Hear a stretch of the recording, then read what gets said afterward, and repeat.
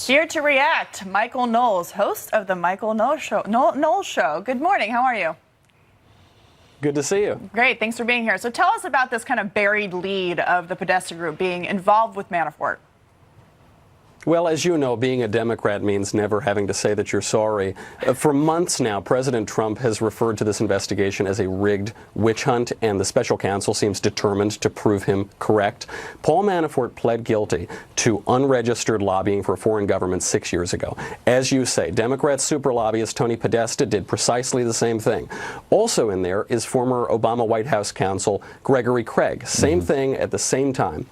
The same exact crime. And yet right now, Podesta and Craig are walking free, while Paul Manafort has had the book thrown at him and faces the very real possibility of dying in prison. And Michael, why is that? It's because... Yes, I'm sorry, go ahead. Well, no, you're right, and you can complete your thought, but I'm wondering also, you're right, because Manafort, as I recall, the FBI went into his home in Virginia at like 5 or 6 in the morning. His wife still in a nightgown upstairs, you know, ready to seize computers, files, evidence, whatever.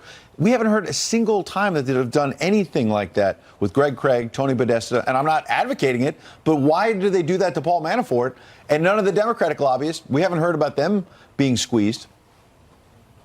Well, of course, it's because Paul Manafort's real crime is not unregistered lobbying. It's not misleading federal investigators like Tony Podesta has done, the brother of Hillary Clinton's campaign chairman. It's because Paul Manafort's real crime is committing the unforgivable sin of working for President Trump. And it lends credibility to a widely held perception that this investigation is not an honest undertaking of justice, but rather a partisan attack to undo a duly elected president. How does the media continue then to peddle the same narrative that the walls are closing in when anyone who's serious or thoughtful looks at this and says it's the exact opposite? The walls are crumbling in. They don't have anything here.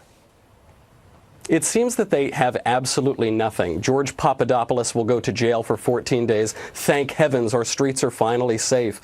But what this is all about is not actually about grabbing criminals or finding Boris and Natasha around the corner in Russia collusion. What it's about is creating an air of collusion, an air of crime before the midterm elections. This timing is very convenient for Democrats, and it really causes people who want this investigation to be about the simple carriage of justice and being finished up in due time. It causes all of us to raise our eyebrows at all of the timing. Well, Michael Knowles from the Michael Knowles Show, thank you so much for detailing the other side of the story. That's we right. Appreciate it. Michael Knowles famously wrote a book about you. reasons to vote for Democrats. It was full of blank pages.